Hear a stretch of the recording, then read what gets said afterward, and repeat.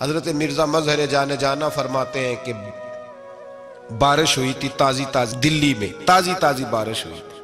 ایک بابا لکڑی کے جوتے پہنے کھڑا ہوں، اللہ اللہ اللہ اسی کسے دے کچھ بھی نہیں لگ دے نہ کوئی ساڈا دردی۔ بابا مست ہو کے جا رہا اللہ اللہ کرتا جا رہا۔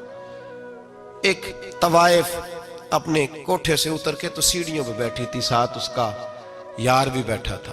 بابا اپنی مستی میں جا رہا تو بابا جی کے پیروں سے کچھ مٹی اڑی تو اس عورت کے کپڑوں پہ پڑ گئی، پرواہ ہی نہیں، بزرگ گزر رہے۔ وہ یار اس کا دوڑا ہوا آیا، اس نے آ کے تھپڑ مارا، کا خیال نہیں سارے اس کے کپڑے آلودہ کر دیے، تو کدھر تیرا دماغ نہیں ٹھیک؟ بابا نے نظر اٹھائی، کہا بیٹے میں نے دیکھا نہیں، چل اللہ تیرا بھلا کرے، تو نے بدلہ لے لیا۔ بابا جی چپ کر کے وَإِذَا خَاطَبَهُمُ الْجَاهِلُونَ قَالُوا السَّلَامَ، چپ کر کے گزر گئے۔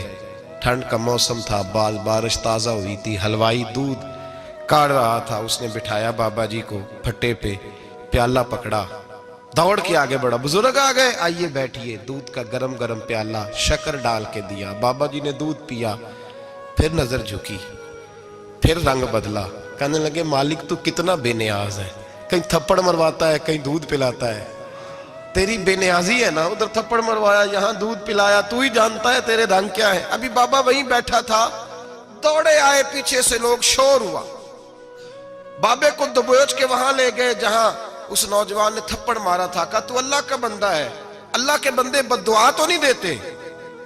ہوا کیا؟ کہا تو نے بد دعا دی ہے؟ کہا نہیں دی، بات بتاؤ۔ کہنے لگے اس نے تجھے تھپڑ مارا ہے، چھت پہ چڑھا ہے، پیر پھسلا ہے، گردن کے بل گرا ہے، منکا ٹوٹ گیا، مر گیا ہے، تو نے بد دعا دی ہے۔ بابا جی کہنے لگے یار میں نے تو دوسرا لفظ بھی نہیں کہا، بھلا ہو کہہ کے گزرا ہوں، میں نے نہیں بد دعا دی۔ کہا تو نے دی ہے تبھی تو مر گیا۔ کہا نہیں دی۔ کہا بابا تو بزرگ آدمی ہے، سچ بول۔ تو بابا جی کہنے لگے سچ سنو، پھر میں آ رہا تھا، میرے پیروں سے مٹی اڑی، اس کے یار کے کپڑوں پہ پڑی، اسے برا لگا، اس نے مجھے مارا۔ جب اس نے مجھے مارا تو میں کوئی لاوارث تو نہیں تھا، جب اس نے مجھے مارا تو میں کوئی لاوارث تو نہیں تھا، مجھے دشمنوں نہ چھیڑو، میرا ہے کوئی جہاں میں ابھی پکار لوں گا، نہیں دور ہے مدینہ۔ اس نے مجھے مارا تو میں کوئی لاوارث تھا کہ میرا بدلہ کوئی نہ لیتا؟ اس نے مجھے مارا ہے تو میرے یار کو برا لگا تو اس نے اسے مار دیا ہے، میری تو غلطی کوئی نہیں، یاروں کا جھگڑا ہے، یہ تو دوستوں کا جھگڑا ہے، یہ تو یاروں کا جھگڑا ہے، کوئی غلطی نہیں میری، کوئی غلطی نہیں۔ خش خش جنہ قدر نہیں میرا، اے میرے صاحب نو وڈیاں، میں تے گلیاں دا روڑا کوڑا، میں گلیاں دا روڑا کوڑا، میں نو محل چڑھایا ہے سائیاں، میں نو محل چڑھایا ہے سائیاں۔ فرمایا اس نے مجھے لاوارث سمجھا تھا کہ تھپڑ مار کے گزر جائے، میرا کو پوچھے گا ہی نہیں۔ میرے رسول پاک علیہ السلام کے بارے میں رب فرماتا ہے ابھی میں تو تیرے ہوتے ہوئے کافر کو سزا نہیں دیتا کہ تو موجود ہے۔ یاد رکھیں حضرت فضیل بن عیاض فرماتے ہیں ایک جوان تھا، مسجد میں آیا، لوگوں سے کہنے لگا روٹی کھلاؤ، کسی نے توجہ نہ کی، اس نے کہا میں رب بتانے والا ہوں، میری طرف دیکھو تو صحیح، کسی شخص نے خیال ہی نہ کیا۔ پھر اس نے کہا یار تھوڑا سوچو، نمازیوں سے کہا، اہل علاقہ سے کہا، انہوں نے کہا تیری طرح کے بڑے درویش دیکھیں۔ مسجد کے محراب میں وہ رب کریم کا بندہ انتقال کر گیا۔ جب فوت ہو گیا نا، لوگوں کا مزاج ہے، بیمار کو دوائی نہیں دیتے، جنازے پہ وقت پہ پہنچ جاتے، جب کوئی گر رہا ہوتا ہے تو سہارا کوئی نہیں دیتا، جب کوئی گر جاتا ہے ٹانگ ٹوٹ جاتی ہے تو تیمارداری کو زمانہ پہنچ جاتا ہے۔ اور بزرگ وہ نوجوان اللہ کا نیک بندہ مسجد کے محراب میں فوت ہو گیا۔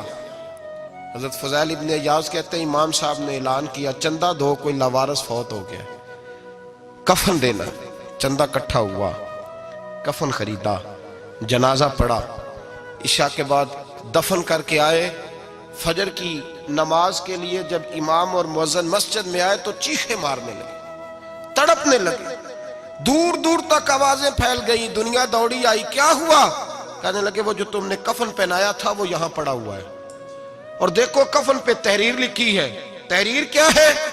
عرش کے مالک نے فرمایا میرے دوست نے روٹی مانگی تم نے دی نہیں، اس نے تمہیں میرے قریب کرنے کے لیے اپنی طرف توجہ کرائی، تم نے کی نہیں، اور میرا یار تمہارے کفن کا محتاج تھا، سنبھال کے رکھو اپنا کفن، میں نے اسے جنت کا لباس عطا فرما دیا، سنبھال کے رکھو، یہ کوئی لاوارثوں کا ٹولہ ہے؟ یاد رکھیں جو وارث والے ہیں وارث والے ان کا رنگ اور ہے، جو ماننے والے ہیں ان کا مزاج اور ہے۔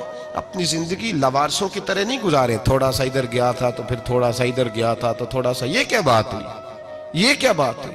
اپنے آپ کو، اپنی نسبت کو، اپنے عقیدے کو مضبوط رکھیں۔ 1 انچ کے لیے اعلیٰ حضرت فاضل بریلوی رحمت اللہ علیہ کے مکان کی دیوار گر گئی، ایک کونا مکان کا، آپ جانتے ہیں پرانی دیواریں چھوٹی ہوتی تھی اور بارشوں میں اکثر گھروں کی دیواریں گری ہوئی ہوتی تھی، ایک سائیڈ کی دیوار گر گئی تو اس کونے میں ہندوؤں کا گھر تھا۔ اب مستری صاحب رات کو آئے، ان سے بات ہوئی تو کہنے لگے سویرے کام شروع کروں گا۔ کہا 1-2 صاحب نے کہ ہندوؤں کا گھر ساتھ ہے اور وہ دشمن بھی بڑے زیادہ ہیں، تو رات کو ہی ہو جائے۔ کہنے لگا جی نہیں، میری مجبوری ہے، مزدور کہاں سے لاؤں گا، بڑے معاملات ہیں، سویرے شروع ہوگی۔ اب رات کو مولانا ظفر الدین بہاری علیہ رحمہ کہتے ہیں بچے مدرسے کے، باقی سارے لوگ، سب کو جمع کیا گیا، چونکہ اس طرف سے تھوڑا خطرہ تھا ہندوؤں کی جانب سے۔ کہا جناب یہ بڑے دشمن ہیں اسلام کے، تو اس طرح کرو کہ 2-3 بچوں کی ڈیوٹی لگائیں یا کچھ لوگوں کی یہاں رات کو پہرا دیا جائے۔ ٹھنڈ بھی بڑی زیادہ تھی، کھڑا ہونا بھی مشکل تھا۔ اعلیٰ حضرت رحمت اللہ علیہ عشاء کی نماز کے بعد جلدی حجرہ خاص میں تشریف لے جاتے تھے۔ اس رات جب دیکھا نا باہر شور ہو رہا ہے تو اسی طرح سر پہ ایک رومال لپیٹا تو باہر آ گئے، کہنے لگے کیا شور ہے؟ کہا حضور سردی ذرا زیادہ ہے تو یہاں کسی کی ڈیوٹی لگانی ہے پہرے کی۔ 2 منٹ خاموش رہے، پھر فرمانے لگے کوئی ضرورت نہیں، جاؤ سو جاؤ سارے جا کے، کوئی ضرورت نہیں، جاؤ اپنے اپنے گھروں کو، کوئی حاجت نہیں، پہنچ جاؤ۔ کہا حضور مہربانی کرے، وہ طے ہونے لگا تھا۔ فرمایا میری وجہ سے کیوں کوئی ساری رات بیدار رہے، جاؤ تمہیں کہا نا آرام کرو۔ لوگ سو گئے۔ صبح فجر کی نماز پڑھ کے اعلیٰ حضرت رحمت اللہ تعالیٰ علیہ جب سیڑھیاں اتر رہے تھے رضا مسجد کی، تو وہ جس ہندو کی جانب سے زیادہ خطرہ تھا وہ سیڑھیوں پہ بیٹھا تھا، مسجد کی سیڑھیوں پہ۔ سب لوگوں کی توجہ ہو گئی، کہنے لگا مولانا میں کلمہ پڑھنے آیا ہوں، مجھے کلمہ پڑھا کے مسلمان کر دو، میں کلمہ پڑھنے آیا ہوں، مسلمان کریں۔ لوگوں کی توجہ، اعلیٰ فرمانے لگے نہیں ابھی تو انتظار کر، تھوڑی دیر کے اچھی طرح سوچ لے، جذباتی فیصلہ نہ کر کہ تو آ رہا ہے۔ یہ کہہ کے جب 2 سیڑھیاں نیچے اترے اس کے پاس سے تو اس نے پیر تھام لیے، کہنے لگا اب ایسے تو نہ کرو، رونے لگا۔ اعلیٰ حضرت رحمت اللہ نے کلمہ پڑھایا، کچھ باتوں کی نصیحت فرمائی، تشریف لے گئے۔ گھیرنے والے گھیر کے بیٹھ گئے، کہنے لگے ہمیں بھی بتا بدلہ کیسے ہے۔ کہنے لگا دیوار گر گئی، آدھی رات کے وقت، آدھی رات تک انتظار کرتا رہا، پہرے دار کوئی نہیں، تو 2 تلواریں لے کر جب میں ان کے مکان کی جانب بڑھا، میں نے کہا آج گردن کاٹوں گا اور کاٹ کر کے نکلوں گا۔